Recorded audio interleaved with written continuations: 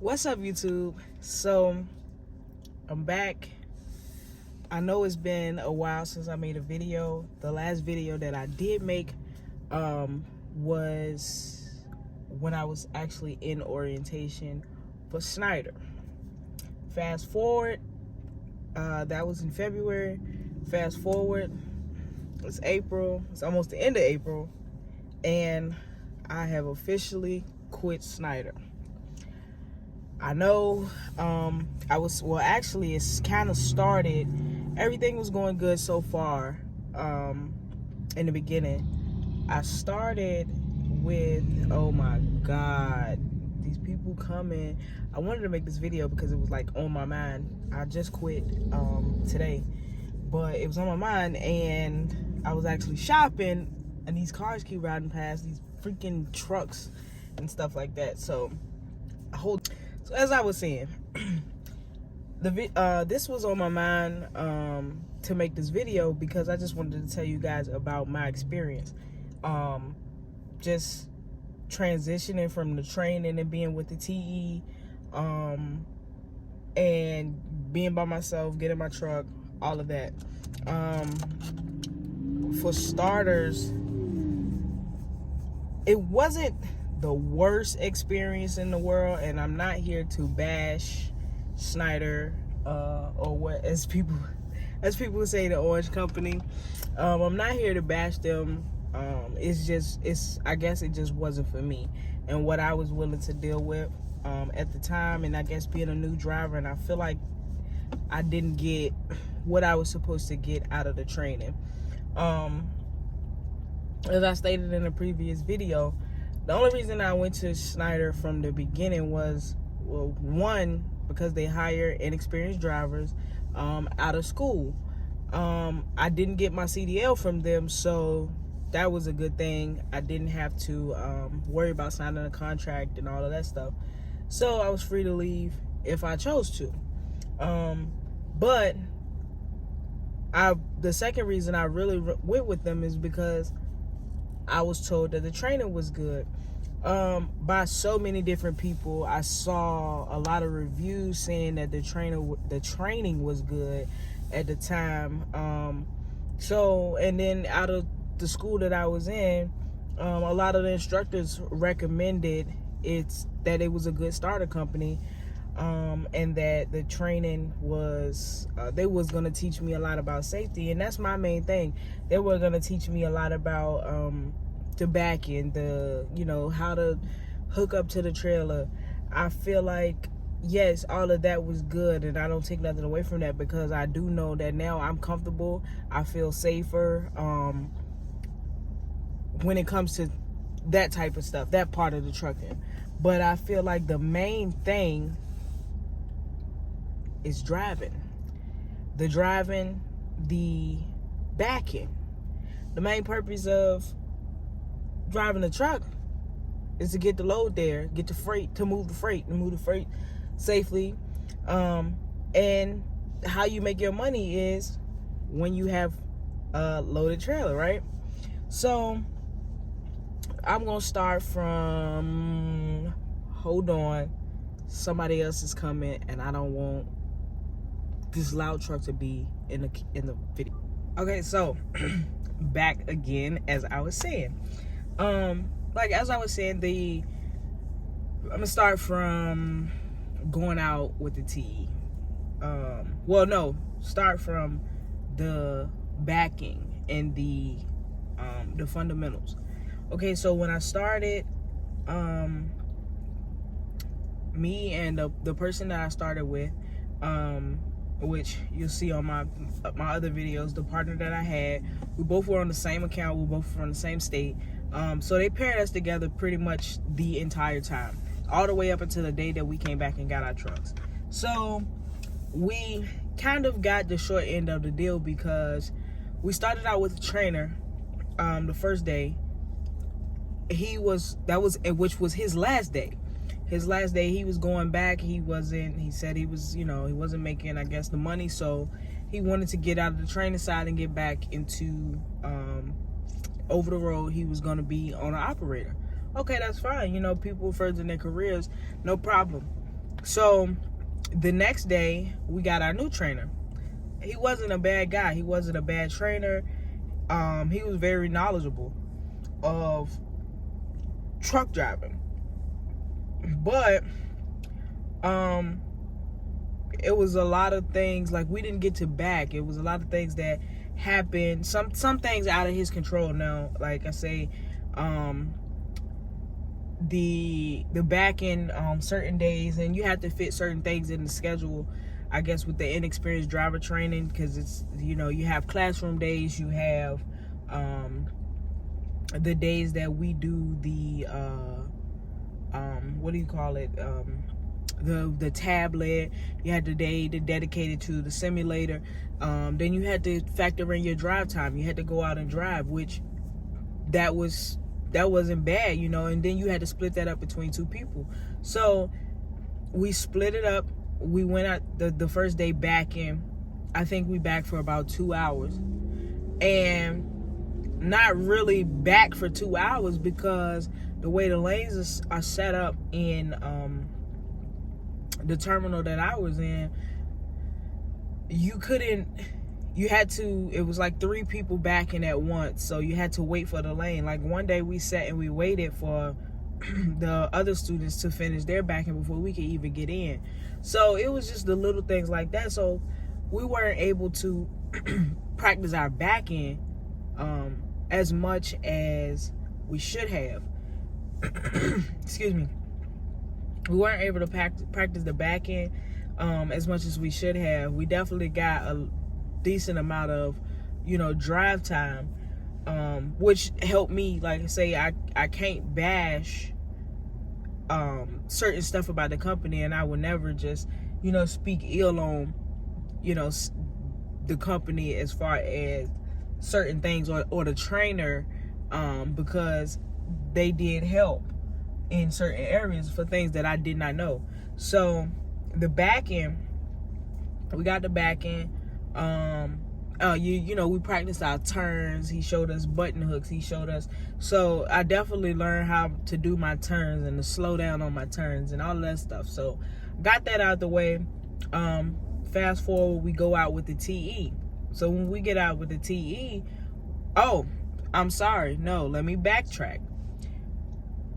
Our trainer, we had him for about 4 or 5 good days. 4 or 5 good days. He was going on vacation. So the last day that we were supposed to be practicing, we kind of like did our little test out where we went driving to make sure that we was capable of going out with the TE. We did that. And then we get another trainer. Now the next trainer we got, he took us, it ended up being 4 students, because he already had his 2 students.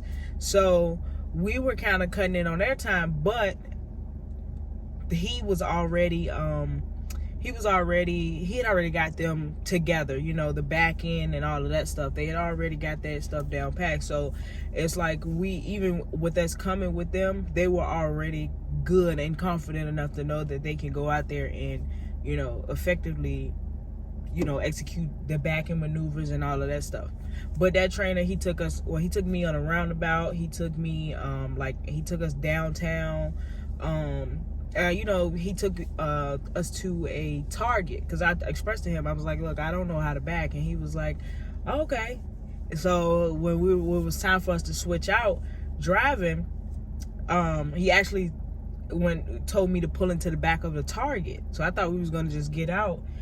We pulled in the back of a Target. It ended up being an empty bay, and he got me to back into there, which I put that in one of the videos. But it was with direction. Like I say, I felt like if I had him for a couple more days, I probably would have really, really got my back end down pat. And before anybody wants to say or comment and say, oh, well, backing comes with being out there, or all of that stuff, I know that. But when you don't have the concept of the backing, at least down pat, it makes it harder. It makes it a whole lot harder. And you got to think about too, when you're training inside of a yard, for the inexperienced drivers, it's space, it's like you're not getting what you're getting at these shippers. So you get to the shipper. I got to my first shipper and I was like, what the world? Like, how am I gonna get this truck in here? Because I don't know really what to do when there's limited space. So fast forward, we get with the TE. We get to some places where we back.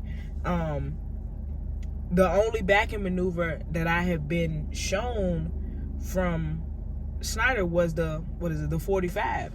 So when we get to with the TE, he wants to just off the back, I go thinking I'm going to set up for the 45 and try to get that out of the way. We set up for a 90. That's fine.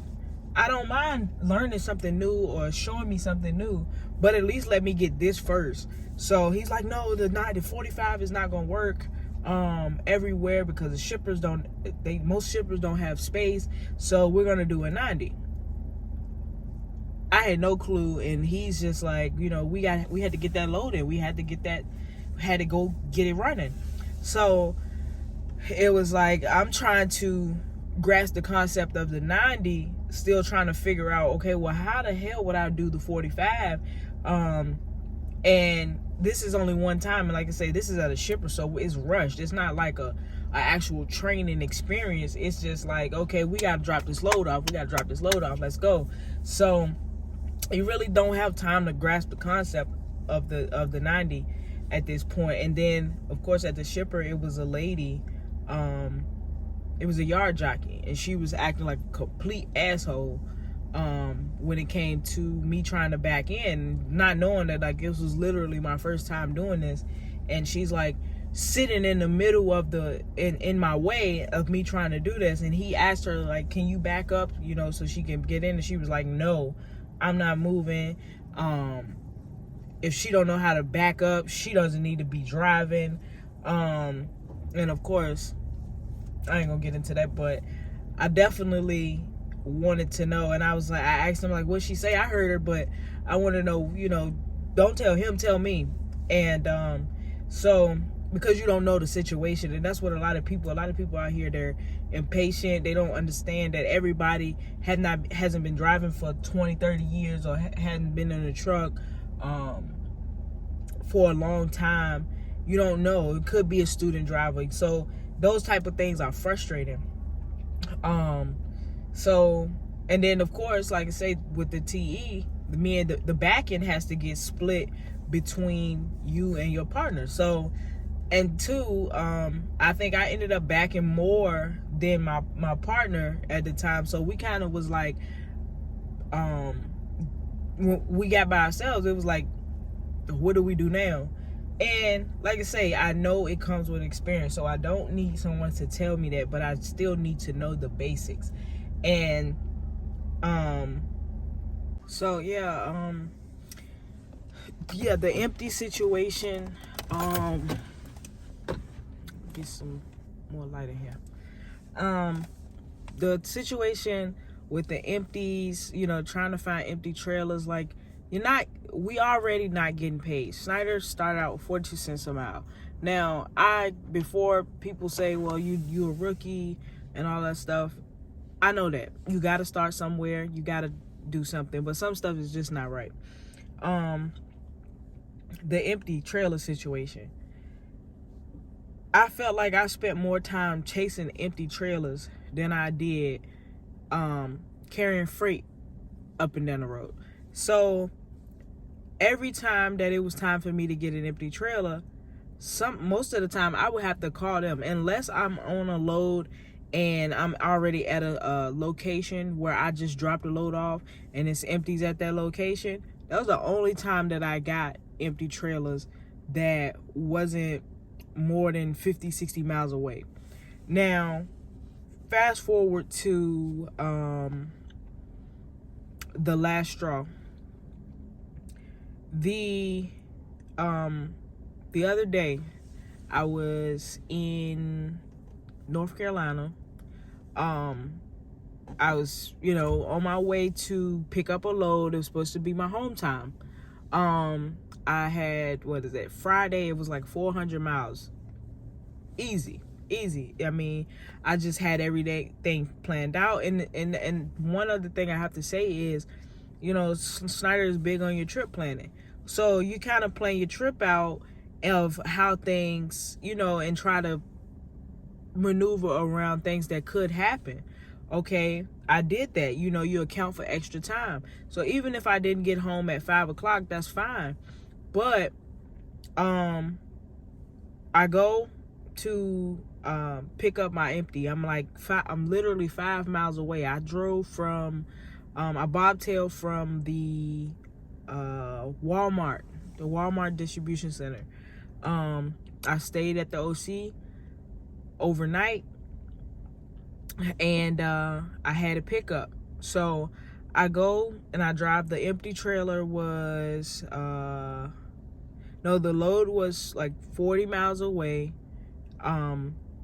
Like I said, I was bobtail because at the Walmart location they didn't have any empty, so I had to bobtail out. They didn't find an empty till the next morning. I got the assignment to go pick up the empty. The empty is like 40 miles away. So I go to pick up the empty, but the empty is 40 miles away from the actual load, from where I had to pick up the load. So I already knew kind of what type of day it was going to be. So I go to the place to go to pick up the empty. I'm about 5 miles away, and I get a message on my tablet saying a pickup empty has been removed. So I'm like, oh my God, like what is getting ready to happen now? Like, the pickup empty been removed, like what are they getting ready to do? So I go and I end up at the OC Center, and the DTL tells me, okay, well, you know, while you're here, yeah, they took off the empty, but now this is about 9 in the morning. She said, yeah, they took off the empty, but while you're here, I'm sure you can find an empty on the yard, so we're not going to assign you another empty. Just go out there, find an empty. I used the button on the on the tablet, it says find my empty. The empty trailers that's out there are not there. So I get out the truck, of course, and I walk and I try to find all these trailers are loaded. So I finally find an empty that's out there. So I back up to it. I get ready to go and hook up, and it's a note inside of the where you hook up the hoses. It's a note that says this trailer cannot exit the yard. Something was wrong with it. So I'm like, oh my God, I can't find an empty out here. And this was literally the only empty. So a few minutes later, the guy, he comes by and he said, you get ready to take this trailer, you dropping it off? And I said, no. I said I was looking for an empty. I found this one. I said, but it's a sign on it that said it can't exit the yard because something's wrong with it. And he was like, this is ridiculous. He was like, they sent me here. He was like, I've been looking for an empty since 7 this morning. They sent me here to get an empty, he said, and none of the trailers that they said are here. I said, I know, I had that same exact problem. And he was like, I can't do this. So he said, this has been all week for me.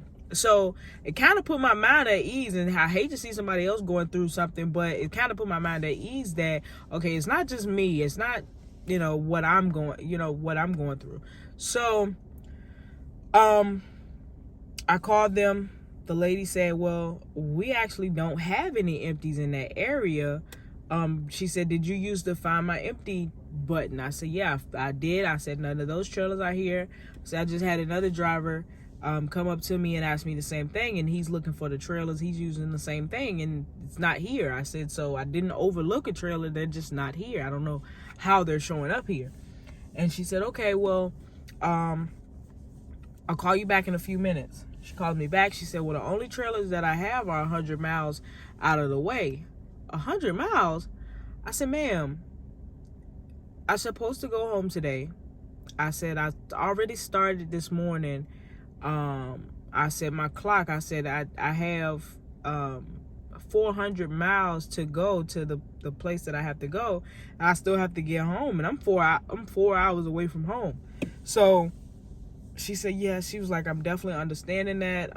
She said, but it's definitely 4 hours, 100 miles in the opposite direction of where you have to pick up the load. I said, do you have anything else? And she was like, I know that I don't. She said, I'm pretty sure that I don't, but I can call you back because I hate for you to have to drive 100 miles just to pick up an empty. I said, because the 100 miles is just going there, but guess what? I got to drive 100 miles back to the place. So I did that, and she said she called me back. So she never got back in contact with me for probably 2 hours. So I called back to the dispatch. I spoke to someone else. It wasn't my dispatch, and she definitely, like I say, she tried to help me to the best of her ability. And she even tried to get the load. She noticed that my clock was running out and she wanted to get me home. So she said, well, I'll take the I'll call the shipper and I'll tell them, look, can we deliver this load on Monday? That way you can use your clock and your drive time to drive home. That way you can go home with a load, because they told me you cannot go home. You cannot be released from home unless you do a load. You can't go home basically empty. You can't go home and you're not supposed to bobtail over 100 miles. Okay, that sounded good. Fast forward, she calls me back. She said, hey, if you don't hear anything from the box planner in 45 minutes, I'm going to call you back. This lady, she called me back in exactly 45 minutes. She said, I'm going to try to help you out. She said, give me a few minutes. So she calls me back and she said, well, look, they're not trying to take the load on Monday, but I can withdraw the load from you altogether because it doesn't look like you're going to get an empty. Then the system went down. So that was another 2 hours. System came back up. She called me back and she said, well, hey, look, we did take that load off of you. We're going to try to find you something else back to where you're from. So I said, okay. I waited. She called me back. She finally got me a load. She said, now, if you see someone come in with an empty, just grab it. You know, if they drop it off, it's yours. I finally saw somebody around 3:30, close to 4 o'clock. Guy dropped off an empty. I went over there and I looked. I'm like, okay, it's cool. The trailer's good. I called the box team myself. I said, hey, look, I found an empty. Is everything good with it? The lady said, yeah, you can have it. She was like, no problem. They gave me an assignment to this place about 85 miles away. I believe it was 85. Yeah, 85 miles away further in North Carolina. So I'm like, there's no way I'm going to get home. I had 4 hours on my clock. And this was 4 hours on my 14. I still had 10 hours of drive time because I had not done much of drive, but of course the 14 is out. That's all you have. So I had 4 hours left on my 14. I get to the place and they're closed. So I'm like, oh God, it's after 5. It's like 6:30 in the evening. I called my DTL. Everybody leaves at 5 o'clock. And mind you, it's Good Friday. So I called the headquarters and I told them what was going on. I said, well, look, the numbers that they're calling me, the numbers on the tablet said that if you get here and no one's here, call this number. And if no one answers at this number, you can call the next number. And this person has to answer the phone, I guess, because they run the after hours. Nothing. The person kept hanging up. I called like 5 times. They kept hanging up. So when I talked to the headquarters, they tried the same thing. And he said, well, she hung up the phone on me too. He said, this is crazy. So I said, yeah. I said, this doesn't make any sense. I said, they sent me here. I said, the place is closed. I can't get in contact with nobody. Mind you, the way to get into the shipper, you're on the side of the road. By this time, my clock is at 1 hour and 45 minutes. So I can't back out into the road because it's traffic. It's going both ways. So, and there's a gate to pull in, and I was like halfway in the gate. So I talked to the guy, and he said, well, I'll call you back. He definitely called me back. He helped me out a lot, and I don't take nothing away from that. So he said, well, if they're closed today, I said, well, you notice that it says that they don't open till 10 o'clock tomorrow on which is Saturday. I said, that means that'll put me home way after 12. Well, not even after 12, because I still had to deliver the load. I said, that'll put me home about 4 or 5 o'clock on Saturday.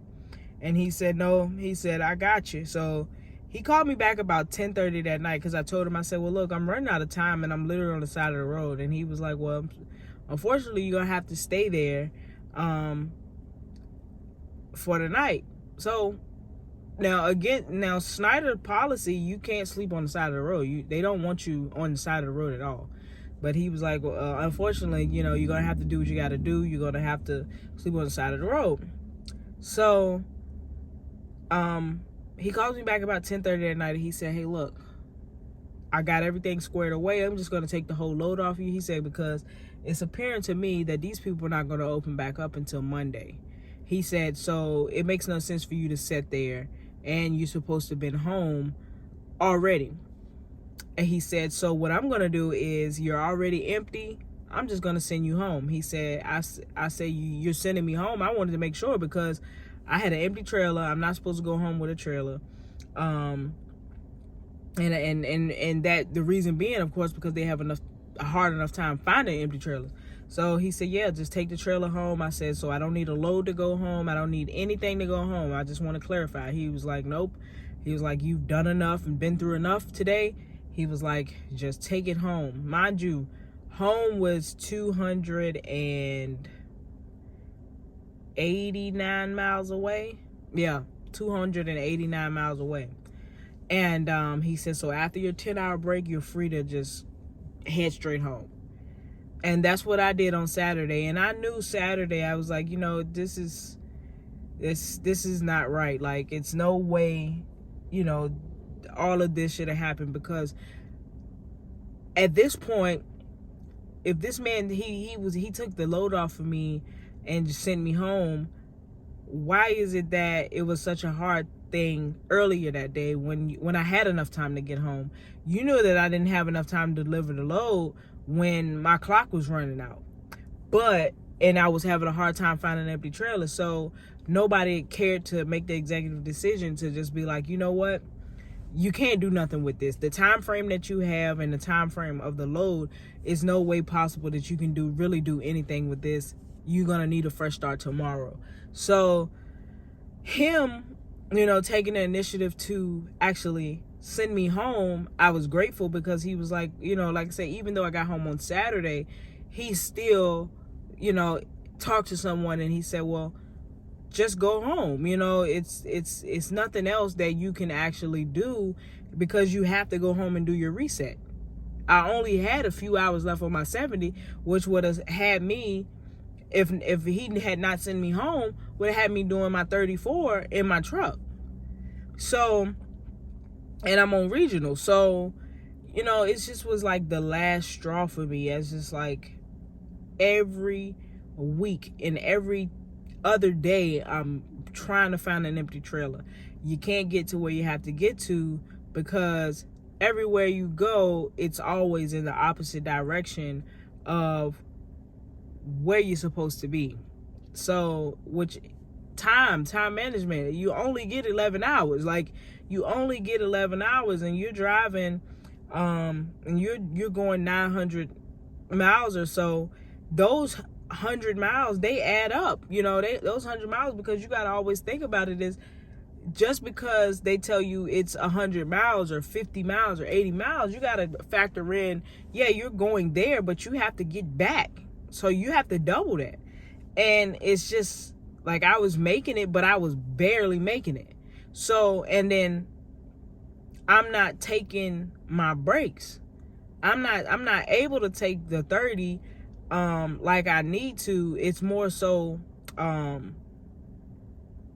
the when you get to the shipper and say you go on duty at the shipper and you're waiting for them to do whatever or process your paperwork, and 30 minutes goes by and you have your drive time. But after that, I don't have time to stop because I have to roll. I have to keep rolling because I have to make this appointment. And I just felt like I just kept getting the short end of the stick with that, and I wasn't satisfied. I wasn't happy. And like I say, and then the frustrating is like the frustrations with the backing and all of that stuff. I just was like, I'm not getting what I needed from here. I just need to go somewhere that is going to train me the right way. People can say what they want to say about you know how to do it on your own or whatever, and you got the super truckers out there that just think that you're supposed to know everything. But at least give me the tools to know how to do the job. That's all I want. Like I say, I want to drive, I want to get out there, and I want to do what I gotta do, but I can't do that chasing empty trailers all day and all of this craziness. So that being said, I had to say goodbye to Schneider. Every experience wasn't bad with Schneider. It just wasn't for me, and maybe it wasn't for me at the time. Maybe once I get a little more experience and something like that, it would be a good company. I'm not sure. But like I say, for the money that you get, it's really not worth the frustration. It's not worth the hassle, because you don't get paid the same with the empty as you do, of course, with a loaded trailer. So one of my checks I got one week was like $500, and I was like, I've been through hell this week. I've been through hell for this. Like I said, I know you got to start somewhere, but sheesh, like, I don't know. But more power to the people. Like I say, if anybody can give me any tips or anything, like their experiences with Schneider, or if anybody has been through the situation, just let me know. Or positive advice, not negative, saying, oh well, this is this and this, and like, you don't need the negative, you need the positive, to actually be able to execute in this business. So thank you guys for watching, and I will get back at y'all. I'm definitely applying for jobs already. I already got calls back from two companies, and one was interested in me today, which was actually Saturday. A company actually contacted me today. So I don't know, whatever happens right now, but I just feel so much better being away from there. I don't feel like the environment was for me. So like I said, thank you guys for watching, and I will see you at the next video.